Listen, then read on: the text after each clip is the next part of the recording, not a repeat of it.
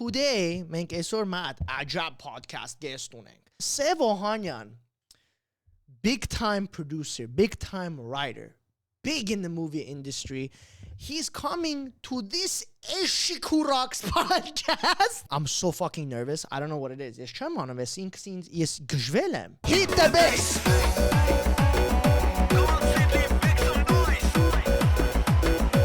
Sev Ohanian coming right now. من برات بیس میزنم بکنم برخصونم من برات ناز میکنی منم برات بیس میزنم تو دنیای منی آخر رقصیدنی تو دنیای منی آخر رقصیدنی مال منی کیکس چارتومه ایخگس کیکس دسلن shit Room 104 podcast یه چیری مانم now you know. Anybody else who has something bad to say, I'll make a video about him. If you don't know who I am, ask people about the olive bread situation. Yes, love it. My non-existent mother's sister, so that's my non-existent aunt, che? She's a singer, famous singer. I rediscovered her album on YouTube. Not Khune Eshke. Khune Eshke was a fire song too. Mad. My fucking leg hits this goddamn tripod. I'm gonna drop kick the camera. Helen's in the house. Here she goes. What the fuck? This was real? Oh!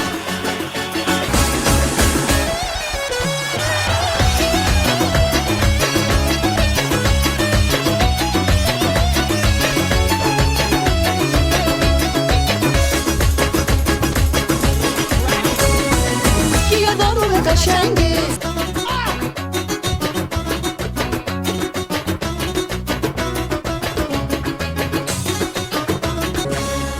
This song is fire.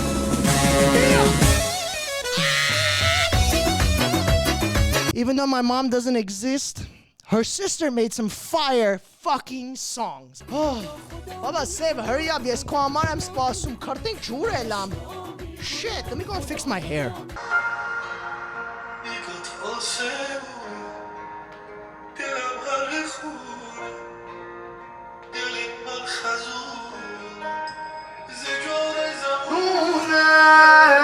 به چشمم ستاره دروغی نداره یادم بشه Sev Ohanian Who can they come Sev کاخت راکی امار چای بل دمارت آریفتون ای گوره پدریمون خواهی بابی Race plea and charge reduction, that's what we're learning. Racist جغابورد کانس آشخاری مچیماتی. The way to combat them, discussion post دارید کری. Said, $2,000, you paid $350,000 for student loans. Incha, we're making. I agree with your statement. Statement خرم وار. اسمت تغن چکا. اصلا چکا تعطیلش کن. از پادکست تعطیلش کن. تعطیلش.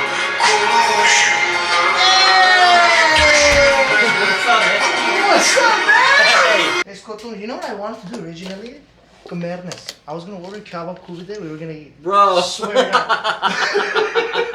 Bro, I'm just excited, bro. I'll save it for the podcast, but like, I'm not here to be on a podcast. Mm-hmm. I'm just here to hang out with you, Sean. Deadass? No way. Bro, I don't know what it is about your personality. I listen to your podcast around. I mean, I'll save it for the podcast. But okay, all right. Like, man, don't say that shit. You can't say that shit, man. Welcome back, everybody. What?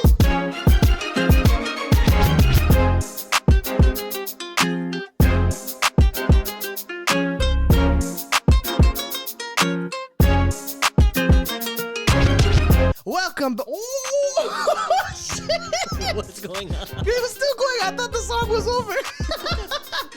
Welcome back, everybody. It's your host, Shanti Monty. Welcome back to the Room 104 podcast. Please. So today, I have a big tank of a guest. A fucking godfather a foundational father of our Armenian Parskai culture. He is a writer, storyteller, producer. Sev Ohanian, thank you so much for coming down to the Room 104 podcast, dude. Thank you, Sean, man. Thank you for having me, Bro, of course. I've been looking forward to this. We're going to get into everything today. I want people to know exactly. You have a producer facade. You have a facade. You have the image. Yeah, it's all you fake. I agree. It's all fake. Yeah, for sure. No, I've seen you on the Armenian Film Society Festival, and you carry yourself with such class. And when you walk in through a room, you have a presence about you. And this isn't just me blowing smoke up your ass. This is from someone who was a kid watching what you have made and what you crafted and what you told story-wise. It was such an honor for me to be in the same room. For you to for me to get a text or a call being like, yo, Sev Ohanian wants to see you at the film festival.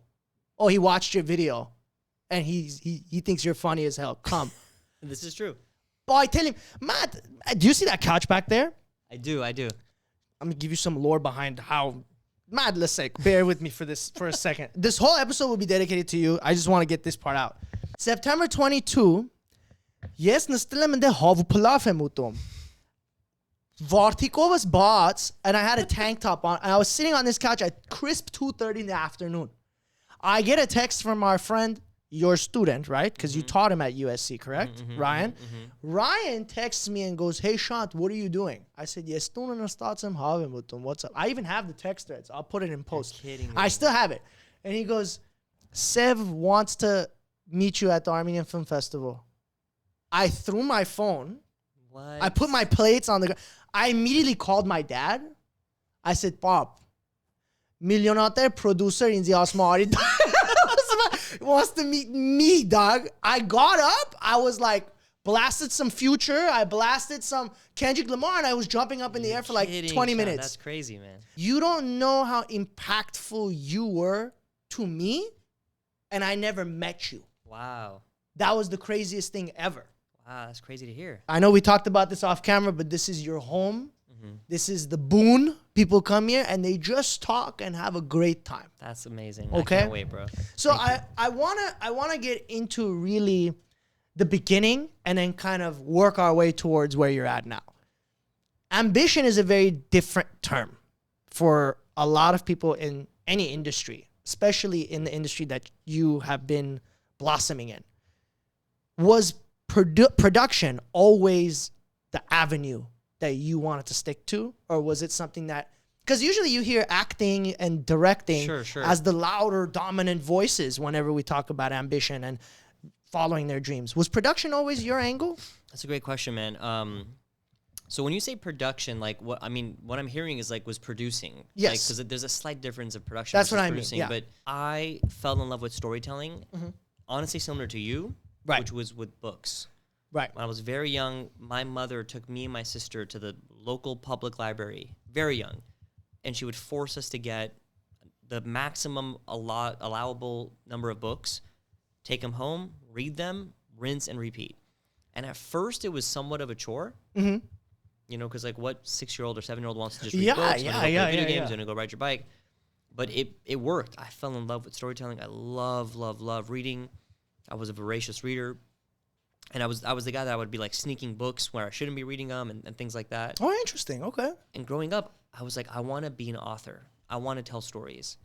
And as I got older, I realized that like in modern day American culture, especially like where we as a people go for our stories, more mainstream wise, it is cinema. You know, like filmmaking, that is really like America's largest pop culture export now. And I realized that I want to tell stories on film. So as a young kid, the only thing I knew of was directing. I'm like, oh, like you always hear about the directors. It's very rare to hear about producers. And I think even today, most people probably think of producers as like rich people who are financing movies. So I'm like, I want to be a director. I have enough success early on. And when I get to film school, I kind of realized I wanted to be a director, but I was born to be a producer. Interesting. And for me, like, and I can talk about what producing is and kind of explain it, of course. I think it's always kind of an ambiguous thing, but everything I loved about directing, which was like overseeing a project, developing the story, bringing it to life, you know, finding an audience, all of that is also in producing. Right. Like directing is no question like the most important job on a movie set. They're the ones who talk to the actors directly and tell them what to do, what to say, how to say it. Producers rarely do that, if ever. But growing up, man, I was always the guy who gravitated towards being like the group leader in a school project, you know, or I was a major, a big part of my life growing up was Home Element Art Scouts. I was in there from 10 years old to 20 years old. Group projects. I was the editor-in-chief of my high school newspaper. Like I just always loved not being bossy or being in charge per se, but I love bringing things together, and that's a lot of what producing is. And you get all the creative satisfaction and artistic fulfillment of directing, but you kind of get to do it on a larger canvas. And as a producer, I get to do so many projects at once, and that kind of fits my personality. I realized I was not happy directing, and I think there was a part in film school where I was kind of being pushed to direct by a couple of professors, but it wasn't satisfying me the way producing was. Right. And I get to write still as a filmmaker as well. So no, like as a kid, I didn't want to be a producer per se. I just didn't know what that job was. And having now done it for so many years, I can't see myself doing anything else. I think people often tell me, well, when do you want to direct? And I always joke, like, I don't ever want to lower myself to do that, like, which all my director friends get a kick out of that. But no, man, I love creative producing. I love working with directors. You know, one of the things I always talk about is the producer-director relationship is think of a director as somebody who's got to have a magnifying glass glued to their face. Right. They got to be able to look at any aspect of a film and have an intimate, innate knowledge of every, like, asset of it. Like, what is this actor's costume going to be? Why is it that? And why is it that color? And how does the actor say that line and that thing? And how does this stunt supposed to actually play in this moment? Whereas the producer, think of us as right next to the director, and we're looking everywhere at once. Like, our job is to be the director's right hand and be like, while they're focusing on X detail, we're looking at Y, Z, A, B, C, all these things, and helping keep them on the same vision we'd always talked about. It's really fulfilling. When you have a director-producer relationship that is thriving, and I've been really lucky to have a couple of those, nothing beats that feeling, man. Like, that is, I think of filmmaking is the single most collaborative medium in existence. I might be biased, but like, I can't think of any other human endeavor where you have a tight-knit group of people that are from vastly different backgrounds. Like, on a film set, you have art students who are like your production designers and are painting walls. You have, like, think of blue-collar construction labor guys who are like the guys putting up the lights and rigging the equipment. Right. Then you have, you have young college graduates who are the assistants trying to help things done. You have makeup, like, people who just can make beautiful works of art on people's faces and hair. Like, all of us are in close proximity trying to pull off a singular, like, event. Right. Oftentimes that is like a temporary thing. Like, like when we're not constructing a building that's going to live forever. We're trying to make, in this moment, somebody has to walk across the room and it has to feel this way. Yeah. I don't know. I'm rambling here, but No. I just have such a passion for what we do, man. No, I can definitely see it. Like I said, whenever I met you for the first time, it seemed like you definitely have that producer gene. It's like there are certain people you kind of look at them and like, you go, okay, you can tell from a mile away that that's an actor. You can tell from a mile away that that's a director. Right. I can tell from like 13 kilometers from away that I'm like, okay, Sev Ohanian is a producer because of the way you carry yourself. It's the way and Ryan has told me a little bit, I've cheated. Ryan has told me a little bit too, where you're very analytical and you're very like direct. And it comes with the trade. Did you get more precise as projects were coming to your doorstep, or was it kind of you had it in you just had a canvas to work on? Yeah, that's another great question. Especially you're asking me that after I just rambled for 4 minutes about about the artistic, philosophical nature of filmmaking. But don't worry, I'll be stupid next time. That's a dumb question. I think it's so many things, man. Like, being able to get to the root of something is absolutely an important skill set. If you want to be a producer, if you want to be anything, I think like. You're often, they often say producing is being a firefighter because your job when you're on set is to put out fires, and there's always going to be fires, whether it's someone an actor was late that day and now you can't make that shot happen, or the stunt didn't, come together, and now you have to do a different thing, or the location says you guys got to leave early, or studio saying you got to cut your budget. Like, it's all these issues. So you got to be able to like tackle each problem as quickly and as efficiently as possible and getting to the next one. You got to be like programmed to have solutions at your disposal. So yeah, like all of that I think absolutely applies. Yeah. Right. Okay. What is one skill that you've picked up on and you consistently apply?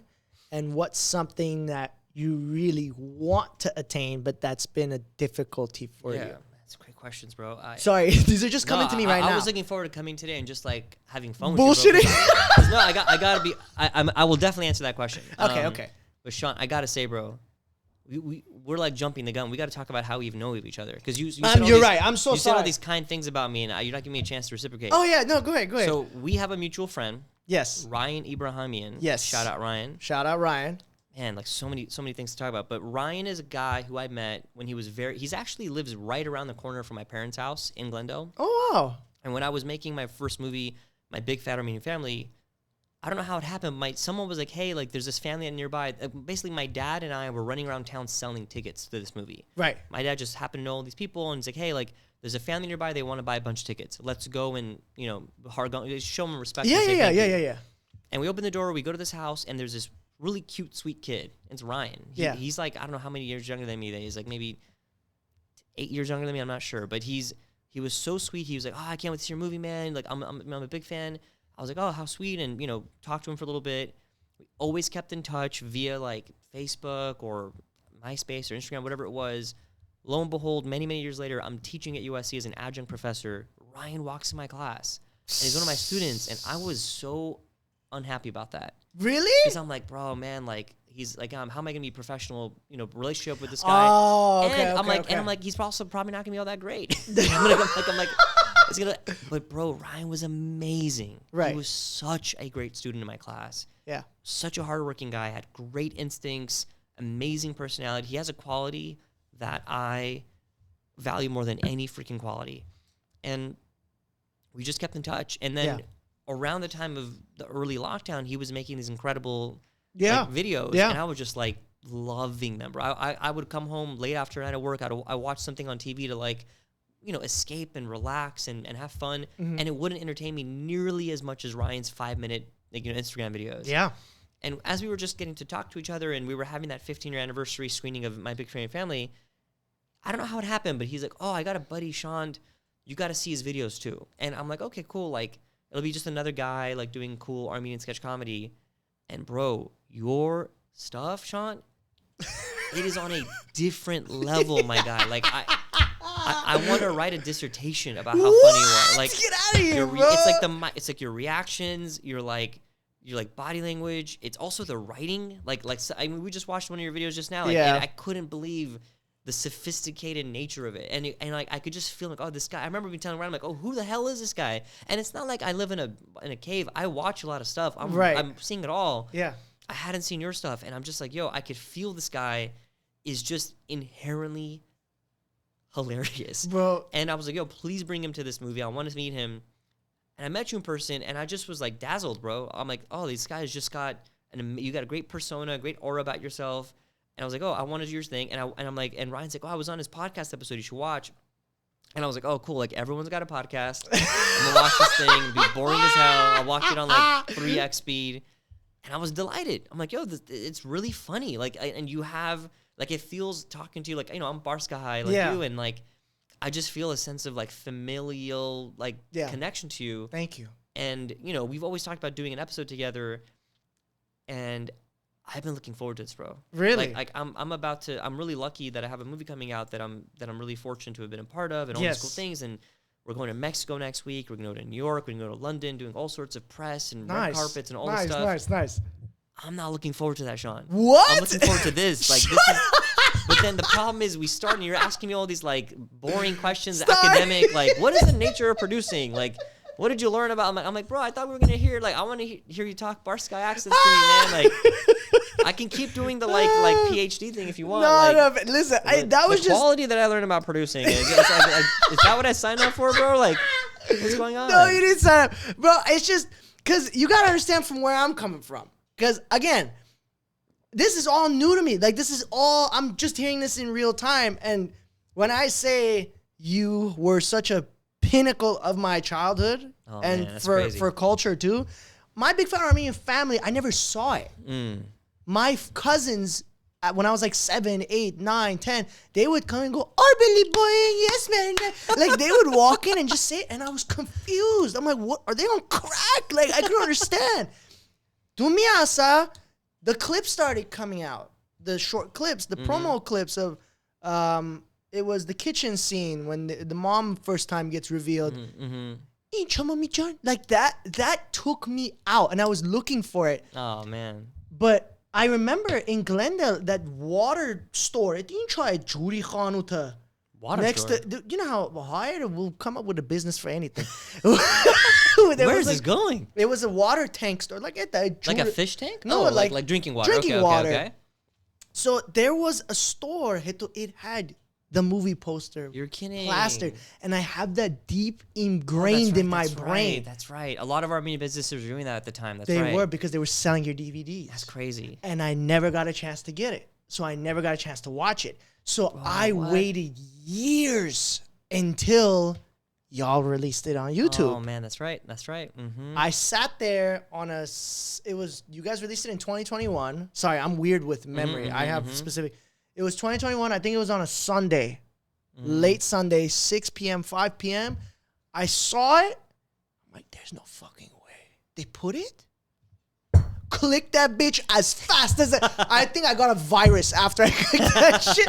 And I watched it, and I was on the floor. It felt like this big puzzle piece that was missing. Oh, man. Was just That's crazy plugged to hear in. that, bro. Wow. So when I'm hearing you talk about me like this, I'm floating. I'm not here. That's why crazy. I'm asking you, because I'm coming at you with like, I've had guests on this show, like Maz Jabani was on, I think, last month, couple weeks ago. Oh, cool. And when he was on, we didn't know each other, but he was a very professional guy. So I had to keep it straightforward. There were bits that I wanted to do with him. So that kind of gave me trauma too. I'm like, oh shit, Sev is coming again. So I got to ask him the boring questions. Okay, I gotta yeah, ask him some questions. And plus, No, I get you've it. answered these questions at the Armenian Film Festival too. Some of these I watched.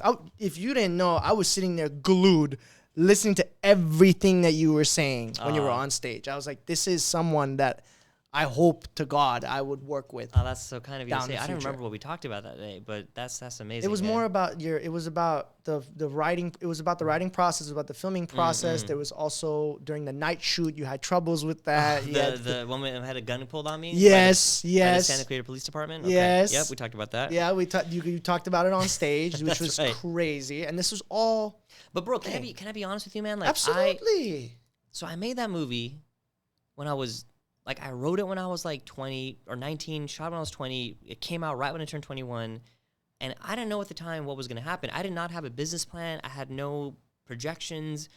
Made the movie and then was like, oh, like we should screen it. We should sell tickets. And you know, thousands of people came. Like, that movie changed my existence. And what I'm really proud of is like, that night we screened the movie and we had like a sold out 1,300 seat auditorium. Still wild. In like what, 2005? 2008. 2008. And I knew then, like, I kind of had a feeling I wanted to make films as a career. I was scared to be frank. Like, it just always felt like an impossible dream and far too difficult. But Right. I knew people were going to laugh during the movie. I knew that. Right. I was fairly certain they were going to clap at the end when the Right. credits came up. Right. What I did not know, and I refuse to believe, was that there's moments in that film that are intentionally meant to be emotional and dramatic. I was sitting in that crowd when there's a moment where the daughter like speaks back to her dad for the first time Yes. and like asserts her independence and maturity. And this is in a movie where my buddy was wearing a bra with fake boobs the entire time, you know, and people are laughing and rightfully so. Yeah. But people clapped, Sean. Yeah. Like 2008, July 12, 1,300 random people, most of whom I did not know these people, started clapping mid-movie. How often does that happen in a regular movie? Rarely ever. And I'm like, yo, like people are feeling this. Like Yeah. there's something, you know, the movie is ultimately like about the cultural divide between American immigrant parents and like Americanized teens. Yeah. and what happens over a weekend getaway to Palm Springs. Palm But Springs. that moment changed. I'm like, oh, I want to do this forever. And I knew, I was really conscious that I'm like, oh, I will one day hopefully make movies that will have big festival premieres. I might be on the Cannes red carpet, or I might have a Hollywood, premiere, all these things that have happened since, but none of it will ever be as meaningful as this night. Wow. Because that movie was me putting our culture on screen. And I made it with like one other person. Like it wasn't like 100 people like I was talking about earlier. Like it was truly that really intimate thing. And I'm always like very grateful that I remember that moment. So to come 15 years, 10 years later, we put it on YouTube because the movie sold out very quickly. Yes. And I hate money. So I didn't sell more. I was just like, oh, I sold out. That's done. What? And then for years and years, it was like this coveted thing. Like, oh, you have a copy. Can I get a copy? I put it on YouTube. And then a few years later, our friend Armin Karglanian at Armenian Film Studies is like, hey, we're going to have this festival. We want to have your movie be like the opening night premiere or closing night premiere, or whatever it was. I was like, yo, like, is anyone going to show up? Like, I was nervous, Sean. I'm like, yo, like, it's Alex Theater. It's a huge... I'd be too. Are you kidding? I'm like, this movie is so old. I shot on my dad's home video camera. Like again, my buddy is wearing a fake boobs the entire movie. Like, does anyone want to see that? Like, and I was like, oh, like, nowadays there's these talented people like you guys who are, like, making this content on Instagram, on TikTok. Like, does this movie even matter? And also, you're going to go pay for this thing. It's on YouTube for free. But of course, I want to support Armen and AFS, so I was like, let's do it, let's rock. I'll bring the cast out. We'll have a good time, even if like 5 people show up. But I remember like showing up that day, I was nervous, bro. I'm like, no one's gonna be here. Yeah. And then to see the auditorium was full, I got even more nervous. Yeah, dude. I'm like, oh, these people showed up now and they paid money to be here. They're not gonna be in. Like, this movie's not gonna work. Like, they're gonna leave in 5 minutes. Movie starts playing, and instantly, everyone's vibing. The whole crowd. I mean, you were there. Like, I mean, tell me if I'm wrong, but like, no, you weren't. People were laughing, and the same moment, people were clapping. People were feeling, and I was like, yo, like, this thing holds up. Like, that was wild, bro. Like, so just to hear you say like how meaningful it was for you, like, I don't know, man. Like, I that is kind of like gonna always be a really special night for me, man. It should be, because where do you think I got my persona from? Where do you think I got the Polski accent from? It came from there. That's the foundation. I took my real life family, my fucked up family. I've been honest and upfront here, and you probably don't know this, but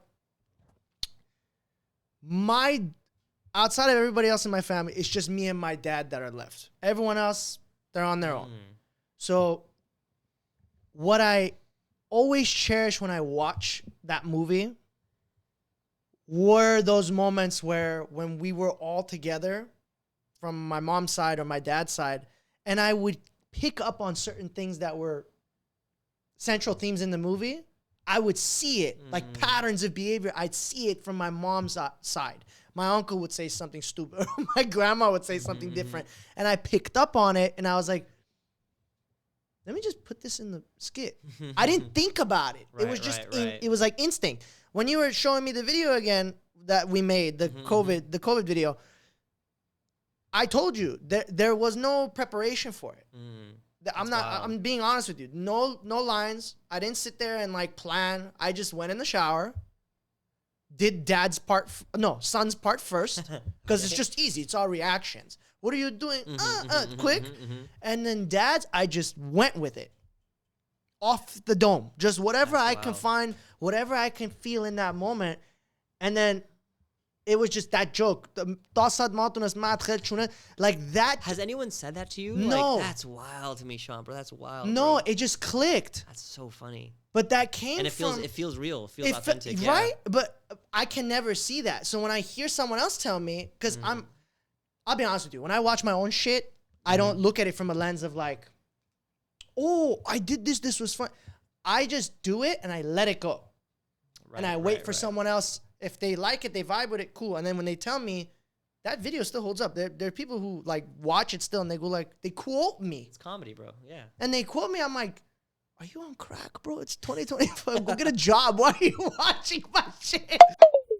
Ay, ay, ay, soy un mujeriego. Ay, ay, ay, yo nunca lo niego. Cuando me roba una joya. I'm sure it was very difficult because it was 2008. Social media was kind of there. Wasn't what it is now, obviously. What happens after? Was that your thesis movie for USC, or did you? I hadn't started USC yet. Okay, so this like, was. We shot My Big Fat Family. Spent like 8 months editing it, you know, on my own. Like so many, it's like the classic story. Like, you know, all my friends are going to a party. I'm staying home late. Sorry, it's cooking math. It's not them خرم Very true. بوگس. شاکارس تراف صاد. ناخکان دو تلفنی ورای موزی موتون. پتاسیم ایوتون. This is crispy. Is porcelain? I can't, bro. I'm stuck here. Okay, do it again. It's Yanish, bro. It's fossilized. What the fuck? Okay, sorry. Go ahead. Editing that movie took me so long, and it was like the classic story of like not going out, choosing to stay home, sacrificing fun, trying to get this thing done. Right. I knew I had a decent movie. I had to get the word out. I did not have a budget to like put ads out, to like get commercials on. So I would, you know, we had our YouTube videos, and we came up with a couple of like publicity stunts. Like there's a thing called Navasartian. Yes, games. I've heard of Navasartian. Yes, Or, like, I've been to a couple of them. Yeah, like once 12. a year they have this big like closing night ceremony or opening night ceremony. I went there with my actors, and we put on a scene where my friend Edmund, who was playing Grima, we, you know, there's a lot of like Armenian moms at that event, and like everyone's like feeling good and having fun. Like we had him pretend to be drunk and like just start walking around like harassing people and like No way. causing a scene. Basically, it got to the point that security was chasing him, like, you get out of here, like, and we're all running after him and throwing flyers everywhere. I actually have a picture of this. Of No him way. on top of a car trying to get away from a security guard. I will send you this picture. Send it to me. You can I'll put it on post the it in podcast. edit. Yeah, this yeah. is a true story. Okay. So we did stuff like that. I would like, in the middle of the night, I would sneak into Hoover High School or Glendale High School or GCC, and I would put flyers inside lockers. I would just slide into the lockers. So everyone was seeing. It was kind of like guerrilla marketing. Right.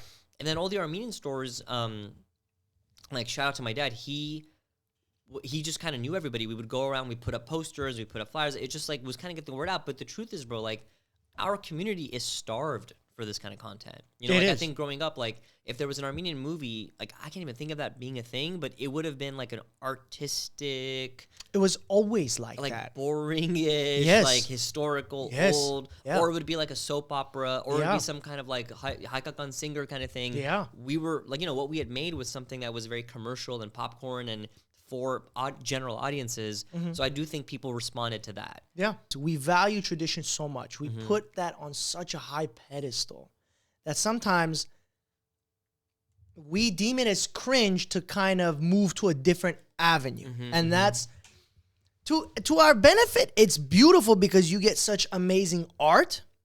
But the thing is, now you're almost like you're cutting yourself off from true artistry. Yeah. You get what I mean? Yeah, for Because sure. the freedom to express yourself can come from any which way. But when you're starting to do it in a way where it's like, oh, I need to, if I don't do it, then that person might not like my stuff. Like maybe I should do something different. In my book, you lose. Yeah, I completely agree. You it goes, lose. It goes back to like trying to be authentic to who you are. And Absolutely. People respond to that for sure, man. Yeah.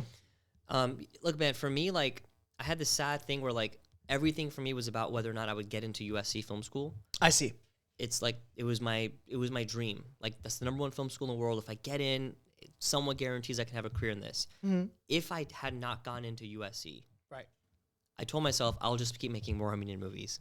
Oh, And I was nice. like, this is fun. There's an audience, and I got into SC, and it all worked out well. Right. And for me, like it's all been a long, circuitous way of like, how do I get back to making the Armenian movies? Because like Right. that is like on some level like fundamental to who I am. I want to do more of that. I want to contribute to our culture. And in a lot of ways, like doing all the stuff I'm doing, you know, my American movies, it's all a way to kind of establish enough of clout so that when the time comes to want to put stuff with our people in them as cast members or tell our stories, like it'll be so much easier. And you know, I think Ryan, is such a talented guy, like we mentioned, Ryan Yes. Ibrahimian. Yeah. Yes. I'm like, bro, like you should just write My Big Fat Armenian Family too. Yeah, he Like, talked write about it.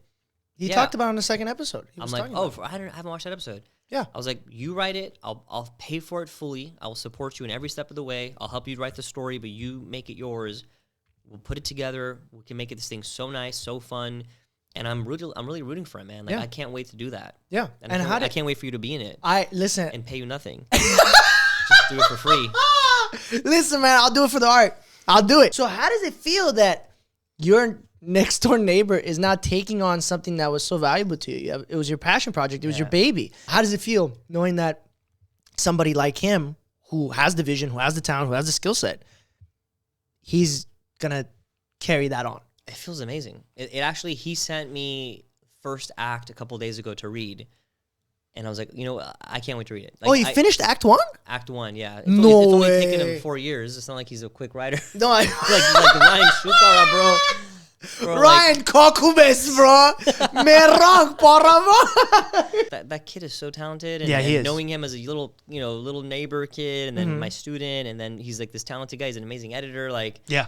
it all feels right. And like to me, like with my big family too, whatever we're gonna call it, like it's a great way to bring in all of these new talents, yourself included. Like so many amazing Armenian comedians and so actors, much like fun. they're just making amazing content. Like bring them all in, man. Make it a big family affair.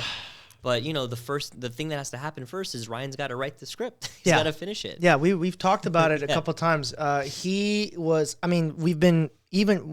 Ryan sits after the pod and we do another 2 hours, just no cameras on. I believe it. So he and I, he's opened up a lot to me. I've opened up a lot to him. So we've gotten really close. That's kind of him. That's the person that he is. He's very genuine wherever whatever angle he's coming with, he's very genuine. So when we had that conversation with him and he was like, I've got this going on. I have to take care of this first. I'm like, dude, take your time. This is at this point. You told him to take your time? I did. That's It's my your fault. Bro, come Get his on, money's bro. worth, Jorge. No, do not take your time, Ryan. Yeah. Shoot Now he mom working knasum. Yes, cocky cake is virad. Hurry up and finish the goddamn script. But at the time, because we had two separate conversations. Yeah. The one where it was right after I think I met you or right before I met you. It was different. And he was basically saying how now he's a lot more confident with what it looks like. But we had that meeting. You had that meeting. We've been working on the outline for a long time. We have a great outline. Good. The movie's gonna be so funny, bro. Hey, dude, when he told me that a lot of it is going to be improv. Well, it's like Curb Your Enthusiasm style. Yeah. And we have a script mint. Everyone knows what each scene's gonna start with and how it's gonna end. What happens in between, we'll find out. Sev Ohanian, you just gave me the green light. The shit that's gonna come out of my mouth is gonna be way more creative than what the hell that you saw on that shit. I don't believe that. That shit's funny, bro. I want to put that in the movie. Go for it. Yeah. But what I mean is like that was 4 years ago. Yeah. Since then, I've been a behavior therapist. I work with kids on the spectrum, so I have a lot more stress on my mind. When I see a camera, that's it. Veleshkon. Yes. That's what it. I'm talking about, bro. Red light, green light, shka. It's green. Yeah. Gana. There's no traffic light. I'm going to go. And honestly, I didn't even take the time out to say thank you for that opportunity, for even considering me to be in that position like that. I love, great. When it happens, I don't know. We're doing it, bro. We're doing When it. we're man. doing it, Mhm. when it happens and it comes to the shoot, just know that I'm going to have an absolute great time with you guys. So don't ever, inshallah says, whatever the shoot date is, I'll quit my job. No. I'll stay there. We'll find the time. Okay, perfect. Matt, let's just take a break from the cinema aspect because I'm gonna indulge you for a second. Do professional PhD pet kchunesi. Okay, no more. So I'm gonna ask you a couple of personal questions. What was a core memory that you have that was like specifically tailored towards Armenian immigrant house? This is why I'm on this podcast, bro. That's what I'm talking about. Can I hit this table? Yes, you can. That's what I'm talking about, bro. These are the questions I want to be asked. Exactly. Man, I mean, to me, bro, like, have you ever heard of a thing called Abadan picnic? Abadan picnic? Yeah. No, I haven't. So Abadan, you may know this. I know the city. It's a gul. It's a city in Yes. Iran Yes. that my dad's family's from. Oh, okay. My okay. mom okay. is a bit more Zargatsat. She's from Tehran. They eventually moved to Tehran, but my dad is from the hood, bro. Like, Hood. Like it's Jersey. for real. And like every year, we would pack up and go to this park by Raging Waters, I think. No. And the entire park was completely infested with Abadansis, What? of which we were some of them, right? So like, that's a hot spot, huh? bro, I don't know. I got to talk to my parents about this, but like it was amazing. One day every year. It's almost like a family reunion that you often see like in movies and stuff, but like hundreds of people. I feel bad for like a white family that just shows up. Like what the fuck? Telefona contra. He's calling United Nations. Get out of here, bro. Like, but it was awesome, bro. And like going to these, like, I remember like it was like I would meet. Like, I remember I would meet a girl. I'm like 12 years old. I meet a girl, and I fall in love with this girl. I'm like, who is? And then like, then we don't see each other because we're not texting, we're having any phone. And like, I'm praying that the following year she's still there and she remembers me. Like, it was a core ass memory. Were bro. were they all Armenian too, or were they like pure Abadan? But enough were Armenian. Okay. You know, because we're so like, you know, mixed there, obviously. But what's funny to me though, and I don't know if you had this situation with Iran, like, let's test. My dad tells me so many funny stories. Oh my god! Like he's kind of like your character. Yeah. I imagine he's probably like your dad, just full of funny stories. My dad is the polar opposite. You're Believe it or kidding not, me. the character that I get is from my mom. Wow, that's fascinating. It's an exaggerated male version of my mom. That's so my dad. Fascinating, Sean. My dad is the calm, He's a collected straight one. guy, like Straight. He has his fun too. He's a fun dude. I'm sure. He's not like Kawhi Leonard, like I'm a fun guy, not like that. But he's very partiova. Like he is the party. But it's not like Ghali sports guy where it's like it's not that with him. My mom was that. That's so funny, man. So yeah, but sorry, I didn't mean to cut you off. Go ahead. No. Just like I and it's funny. My wife says nobody can make me laugh like my dad, and he's just so freaking funny. I have to meet him. I'd love for you to meet him, bro. I have to meet him. I'm gonna make it happen. But like, he'll tell me stories about he'll tell me these stories like my wife has videos of me just like pounding the pavement because I'm just so like laughing at him. But like, Jesus Christ. So to me, like what I associate with Barska High culture, I find it inherently one and the same. Yes. With honestly like joy and laughter. I agree.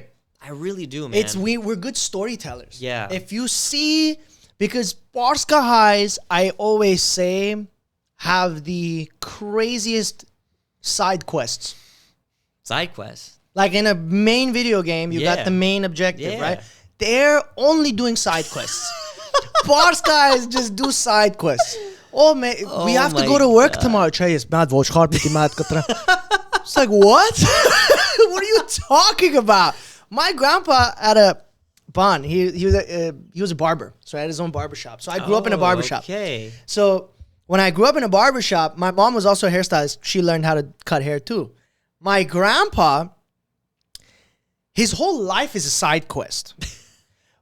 He'd be there in the most obscure times, and then he'd go home.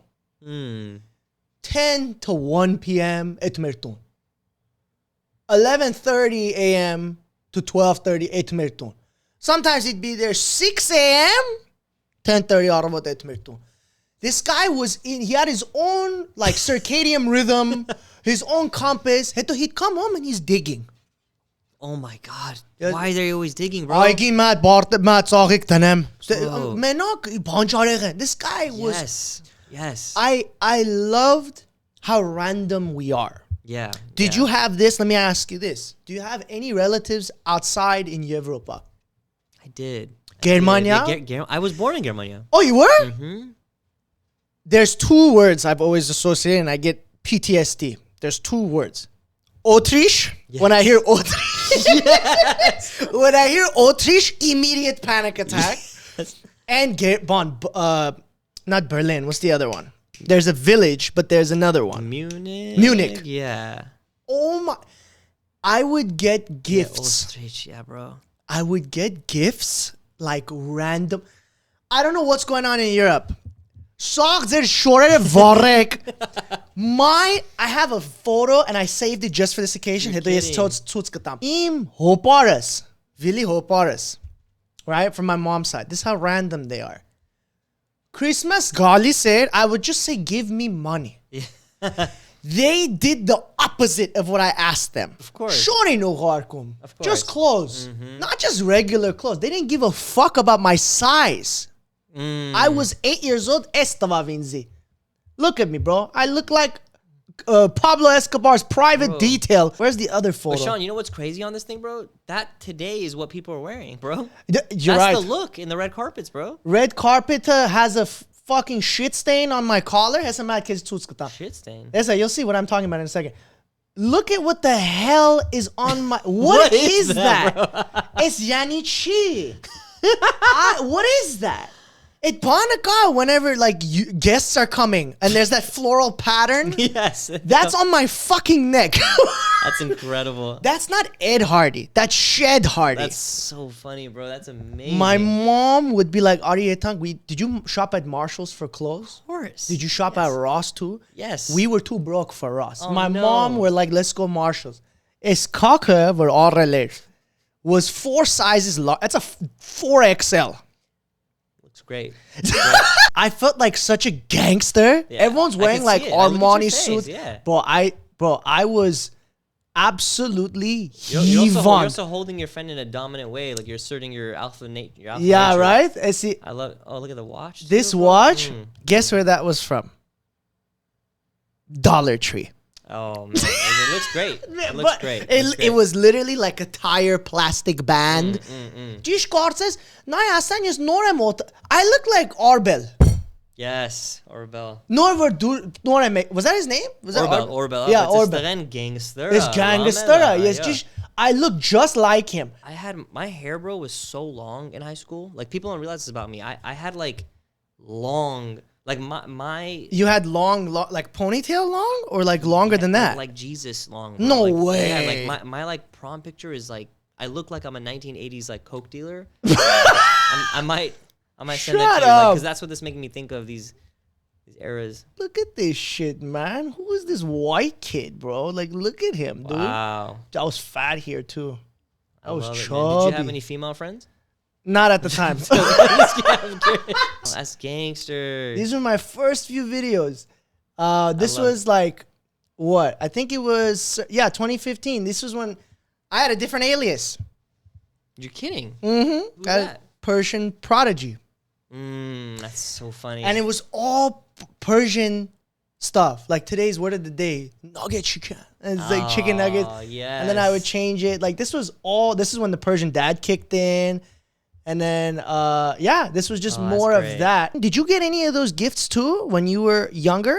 Bro, my aunt would come from Iran every now and then. Chamadanov? Oh yeah. Yeah. And she would always give my sister like jewelry. Now it probably wasn't like, like priceless jewelry, but it was always like, oh, Ramelachon, Mernamet boy, this what commerce sirun, Fiznot and and it was like this. Ram was like, oh, so cool, like. And then she'd come to me and be like, hi, Sev Ohanian, love this, but we might see a commerce and she'd buy me like the cheapest like plastic toy. I had a complex over that, bro, for so long, man. Like, You had a complex? And like, I'm like, one time, I'm like, Mom, like, yes, I'm uzun Viznos Paris uzun Viznos. Just she were Ramadan only here, yes, cheap doing and Sev Ohanian, it's just in Spanish, so some and like Romo I was could like, see where the inspiration came from. But like that's the company. And then I remember like, I mean, honestly, like the character of Arabo in My Big Fan Fan, that is so Bible. Like I do think, bro, I've written movies with like comedy in them, and they've done well comedically. Yes. I do think I will be in a grave one day, and still the funniest thing I've ever put to paper is the scene in My Big Fan Family where they're sitting around the table at Palm Springs. The mom, thinking had made a little dinner. It's my favorite scene. And the main kid, Narbet, Yeah. the son, his cousin from Barskastan has visited Arabo. And this is so based on something I experienced myself. Like, this happened to you? kind of. Like, I had a cousin that came from a different country, and all of the dads and like, "Esteren Marta, and but like in the movie, like the dad's pouring whiskey. And he's like, Arabajan, kuzis mat komaratem. And then he's like, okay, Oper. And then Narbet pulls out his cup, like asking him to be poured too. And the dad's like, yeah, the pop it's going to chest. He's like, it's Arabon Tasyota. And he's like, Arabon Tasyota, Arabon Marta. It's so funny to me, bro. Like, I don't know what that is, like, just so effing funny to me. So when you talk about like people coming and like the disconnect between like relatives from different countries, bro, like It's so funny. That disconnect specific, is, man. dude. I had a T-shirt. I don't know if you had this. I was so embarrassed. in middle school and high school. I didn't have style until I was in college, but it was all because the villagers in Germany would send me shit. Like, they send me jean shorts, like John Cena jean shorts that went past the shin and like, Yes. and they would get the most obscure graphic t-shirts to Oh, Aslan Chesi, mana. I remember one. Okay. It was a bright orange t-shirt Okay. that just said, "Here I am." Did you wear that? My mom zorro vinzi asme et shabike vor ha or areler vili hopar afamorkur koma shabike are more yetim. She called me an orphan for I'm not wearing a t-shirt. I'd be so like, funny. what? Man, that's so funny, bro. Yeah. So my wife is her family comes from like Jordan and Sydney, Okay. so like they're what you would call like Berutahai, Okay. right? So we often have a lot of like, she goes like, oh, what were you guys saying? All I heard was walk, walk, walk, walk, walk. I'm like, Oh wow. I'm like, oh, like that's racist, bro. I'm like, oh, sorry, were you go-to-goating? Yeah. So like, we definitely have that like that fun animosity. And it's funny because we have a kid now who like in my mind, I'm like, is he the How chosen old? one? He's almost 2. What? Yeah, you Congrats. didn't know that? I Yeah. didn't know that. Thank you, man. Yeah, like What's his name? Auden. Auden. Strong name. Yeah, thank Strong you. Man. name. Thank you, bro. Like, so I'm like, is he the chosen one? Is he gonna speak Barska High or is he gonna speak Barrett? Like, what is it gonna be? But it's so funny, bro. I highly do not recommend marrying a non-Barska. I do not recommend it. I was lucky because I went to HBU and I got exposed to multiple cultures, so I picked cool. up on Eastern and Western Armenian, so I can speak fluently for both. Oh, that's amazing. So- Sean. Damn. So I mean, at HBU, fucking their tuition. Oh my I god, believe it, bro. I believe it. Financial aid and awesome, yani. Oh, really? Yeah, you're aiding them financially. I never went to Armenian school like that. Like Yeah. my wife, like to her credit, she also went to Armenian school. She went to Merdinyan. Merdinyan. And like she's also quite fluent in Barskahav and, Yeah, and all that stuff. yeah. But like I grew up in Sunland, Tahunga. Yeah. You know where that is, right? Bro, it's crackhead central. We have to call it the slums of Haidi Mechi. That's the slums. Damn, bro. It's literally, you got shopping guys with shopping cart, like all, from all the way. Sorry, it's Galisen. I detest that city, but I know what you mean. I've grown up there. I think I'm about to leave, bro. This is what are you calling my city? Represent. Look, just because I had a Sunland all. Okay. It was the Sunland Mall, but the M fell off. Okay. Oh. So it was Sunland, like, but what's funny is growing up, there was hardly any Armenians there when I was growing up. They Okay, were yeah. there, but Yeah, it yeah, wasn't yeah. like what it is today. Because now I feel like it's a lot of Armenians have. Hima check Goratsel, and they took the whole city. So you have your sister, your mom, and your dad. Mm-hmm. No more. You didn't have anybody else, relatives that were living with you in the house. Mes mom, mes pop, No. Kerry. Okay. Who was your biggest supporter? I mean, all of them. I can't lie. Like my mom, my dad, my sister. Even at the time? Mm-hmm. Oh, Yeah, okay. I mean, like my first movie was not my Big Fair Armenian Family. No, it wasn't. My first movie was a Armenian Scouts movie I made. Mm-hmm. So I was in Scouts, and I wanted to do something. I was a leader now in my group. I was like, let's do something to raise money so we can go to camp. Right. And sometimes you do car washes, you sell cookies, all that Yes, stuff. yes. And for me, I'm like, oh, let's make a movie and sell tickets to it. And I was dumb. I didn't realize like what an ordeal that would have been. So I wrote a movie.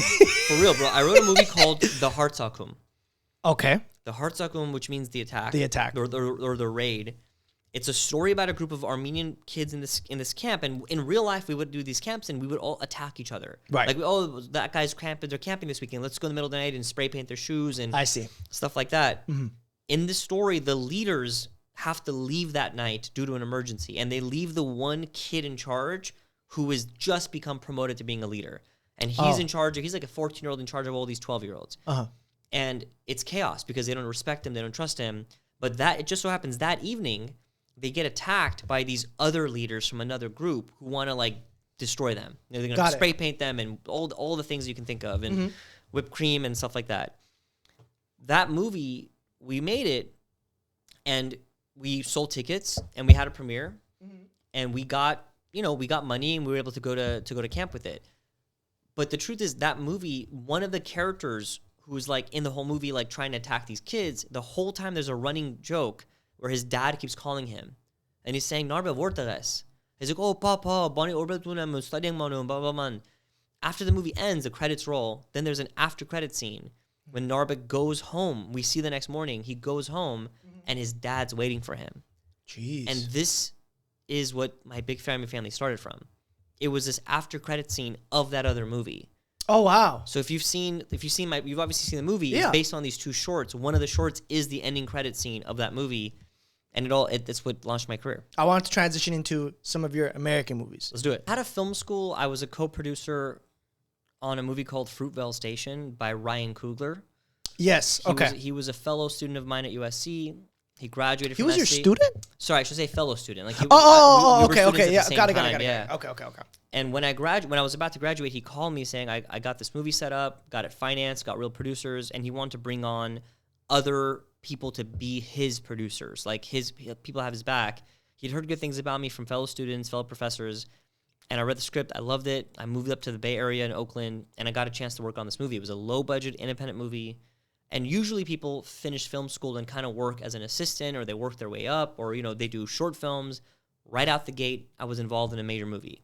And it was amazing. And it was really just because my reputation, I think, had given me enough of a good reputation to want to be called upon. Right. Yeah. Movie did amazing. We got into Sundance. We won Sundance. What's crazy, bro, is like we got into the Cannes Film Festival, which is like the world's craziest, coolest film festival at the south of France. The thing about Cannes is you got to have a tuxedo. And I did not have a tuxedo. I did not have the money for a tuxedo.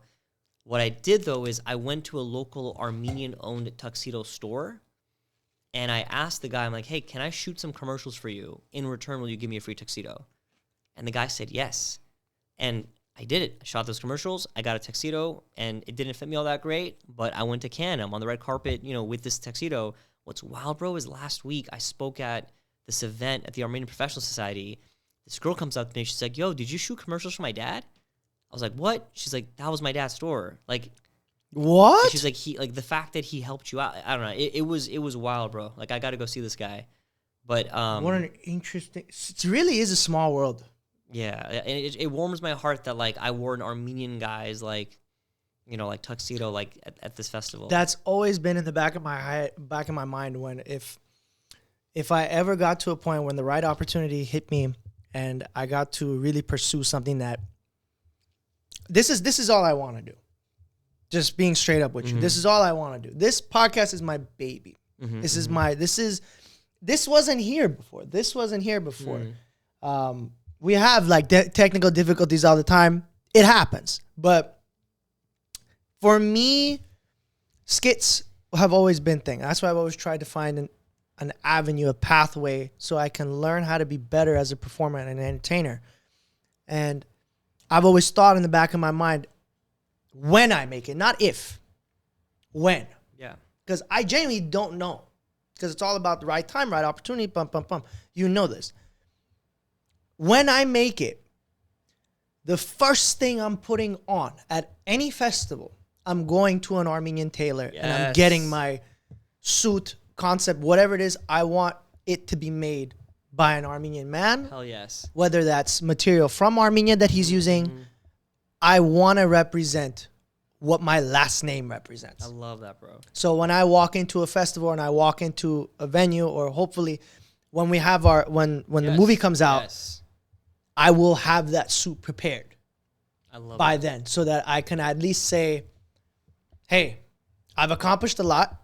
I've been lucky to be in this position, but I'm not forgetting where the fuck I'm from. That, bro. It's funny. My friend, speaking of Ryan Coogler, at the premiere of his movie Black Panther, I remember being blown away by he was wearing like a traditional suit, but he had like this beautiful like adornment that was like almost like a scarf that was like from Africa, and it represented his roots. And I was like, man, that's so cool, man. Yeah, I love we that don't stuff, get bro. that. We don't get that enough in the. I don't know if I haven't seen enough of it, but you can obviously correct me if I'm wrong. I don't see enough of it, and then when I do see it, I want more of it. Yeah, I'm with you, man. Because even when you look at countries in Nigeria, Congo, you look at Armenia, Iran, when you see different designs like in your face and you're watching it, I'm like, it just provides more context. You have like, it's almost as if the door opens a little bit more inside that person's culture. I'm You so see with it. you. I'm so with you. And you're like, okay, so outside of the character, there is a person there. There's depth behind this person. I want to explore more. That's what, to me, it encourages me and intrigues me more to meet newer people and be more engaged with these people. That's why I love having a podcast like this. Granted, there's people that I would love to reach, but I can't reach them because obviously when you try to DM them, they're going to be like, man, who the fuck is this? But that's part of that aspect where it's like that drive where it's like, oh, I can't imagine my people like going to a 9 to 5, sit in a cubicle all day, and they're like, I don't want to talk to people. It's like, each cockcase with them, bro. Get off the computer. Stop sitting there sending faxes over to your boss. Get up, move past the water cooler, ask them what their favorite ethnic food is. Damn, bro. Yes. You get what I mean? Yeah. So being a producer, you would have to have the most excellent people skills to and that drive to help you be the perfect person Absolutely, man. in that role. Absolutely, yeah. I mean, like, it's all it is. I mean, to the point that it honestly, like, after a long week, like, my wife and I, all we want to do is just, like, stay home and sit on the couch. Like, we're so peopled out. Like, Yeah. like you're just constantly engaging people, but it's really rewarding. It's fun. It makes life worth living. Like, this job, if it all goes well, like, you get to travel the world and talk to so many people of different walks of life and get to really meet them and connect with them. It's everything, man. And I think you would make a damn good producer, Sean, because like you have that skill, bro. Like, it's so fun to talk to you and you find interesting connections on everything. Like that like you do have that zest for life, as they say. Like, absolutely, man. Thank you, man. I appreciate that. Coming from you, also from a producer, that's mashallah okay, so I watched, when you sent me an email recently about some of the movies asking, because I'm a cheat a little bit. He wanted to make sure I wasn't a loser and didn't just watch his these Armenian movies. But I have, again, kind of mentioned in the beginning, I didn't know who you were because I just didn't. But I watched your movies just on pure chance. So you've always been, it's kind of like the invisible string theory. You know what that theory is? Where it's like you're always tethered to something, someone throughout the rest of your life, and you never know when they're going to come in. Wow. It's more so towards relationships, but you were definitely a component of that. I think you apply perfectly for the invisible string theory. Look that up. Because it could be a red line theory or invisible string theory. I think it's invisible string theory. But I remember watching Searching back when it was on DVR hala. It was on Dish Network. And I was like, oh, what a fucking twist at the end of this movie. It was a great movie. I never knew you had a part in it. When I watched Missing last night, first of all, what's with all these criminal ass names for your movie? Searching, Missing, Run. Shoot. I really liked your style. And then you kind of switched over. You went to Space Jam 2. You did Creed 3. Those weren't consecutive. You had other projects in between, right? Okay. And then you also had Judah and the Black Messiah. That one I didn't get to watch. Okay, it's a good one. That one I didn't get to watch. It won two Oscars. I know. It was that and Black Klansman that I wanted to watch at the same time, but I ended up watching Black Klansman. Not last night, but I just didn't get a chance. I get it. You can only watch one of those, of course. Yeah. Now you're at your current movie. Yeah, Sinners. You've worked with Ryan Coogler before.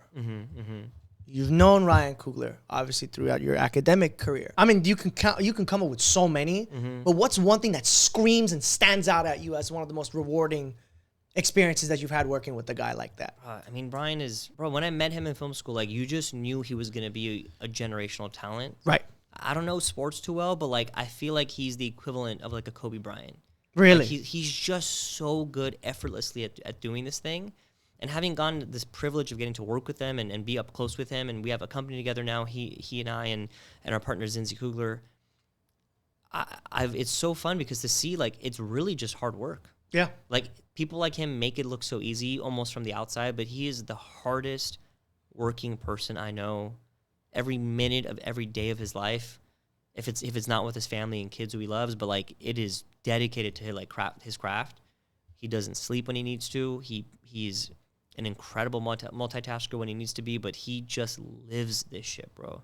And it makes you realize like that's what all the greats probably are. Yeah. You know, like again, I don't know sports too well. I don't know other accomplished people, but like he's just so good at this stuff, man. Right. But he's compassionate. He's humble. I gotta say some bad things about him because I'm not just. but he's Dog him. Go for it. It's just like so seeing him make Sinners, which is this big blockbuster movie. It's like action horror, like crazy, like supernatural shit. But it's also the most personal movie he could ever possibly make. Oh, really? It's kind of like an homage to his family and his grandfather. Like it really kind of is a callback to his people. Really? It's really inspiring, bro. And this is a guy who's pushing me and really advocating to make Armenian shit. He said, we got to make the Armenian projects, bro. Like, we got to find the right one. You've mentioned this before. Yeah, and it's coming. But so to me, like, Sinners was... Man, it's I cannot wait for you to see this movie, bro. I've been waiting for this movie to come out because I think it was announced a while back, about a year ago. A Ryan Coogler classic again with Michael B. Jordan, who's one of my favorite actors of all time. And I was like, I'm already in. I'm already punched my ticket in. But what's crazy, and the movie comes out April 18th. Yes. What's crazy about it?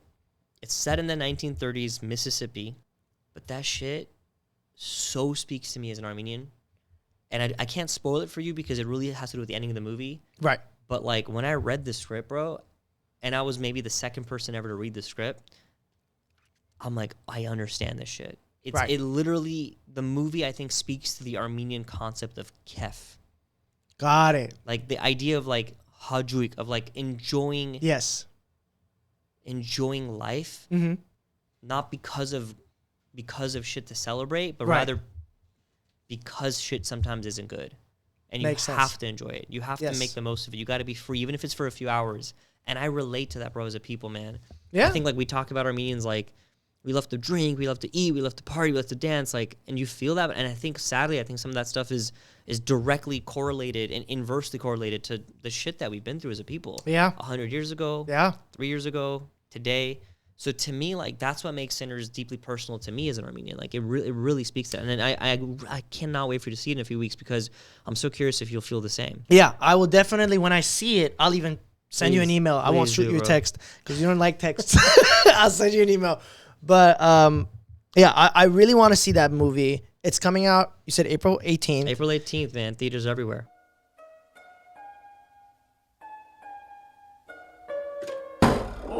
Don't want to take up too much of your time. I wanted to get into more personal questions, some hot takes. Favorite song that you would cry in the car?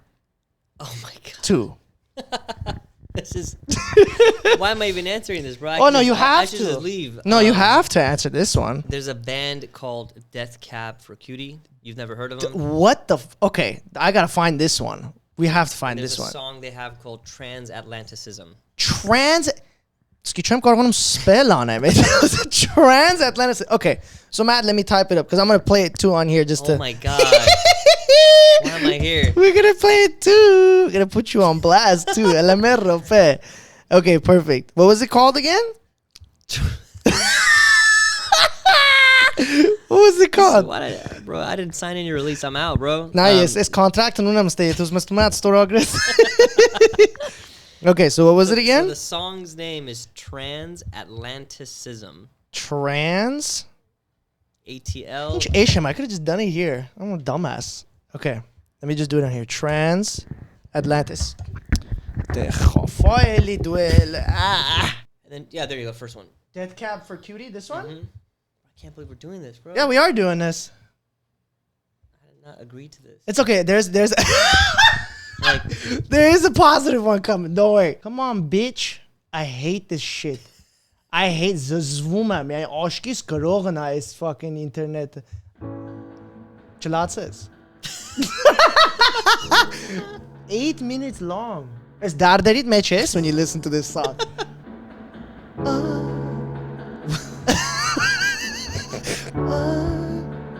So you're on piano on about. I want to see like a hard edit to you, me just like sobbing. Yeah, I'm down. I'm gonna cut into post. What are we doing here, bro? This is. It's called sad cake hit hamara. Thank you, bro. Thank you, man. It's called inch dard unes merdem. Bro, Bro, when my publicist sees this video, he's like, what the fuck? Did you agree to have been... What? Where was this shit? It was in his apartment? He put a YouTube video up in his... Bro, we're gonna erase this. We're not only gonna find this video and erase it. We're gonna erase this human being. Good luck. All right, I'm gonna give you. Okay, now let me do your best hype song. So like, no matter where you're at, you listen to this, you get up from your seat, and you just go, fucking Bro, stupid. This is embarrassing. Say it. You're saying more embarrassing than that? Put on Kanye West remix. I will not. I don't want to get canceled. Kanye West remix? Put on. Oh, Put On. Oh, I see what you're saying. The song Put On, yeah. That's my guy right there. That's a good one? Okay. That's a fantastic. I put on for my city. I put on for my... This is your hype. See? Yeah. That gunshot's my favorite. I put on. This is my favorite song. This is your track. This is the first thought that comes to my mind, yeah. Do shots sutasanes because you would have been up dancing right now. Those are good choices. Thank you. Very good choices. You want to hear mine? Please. Okay. Both, yes. Oh, like actual. You want me to be like serious or you want me to meme? Yeah, I'm being serious. Like, what is the song you put on when you want to feel hype? Oh, hype. I got you. Got you. So what's the opposite of meter? Opposite of meter? Yeah.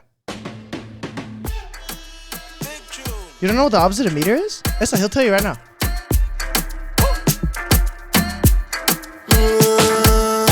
Kilometers. I don't come kilometers. Every time I will bust a move in this bitch right now. Learn from the teacher.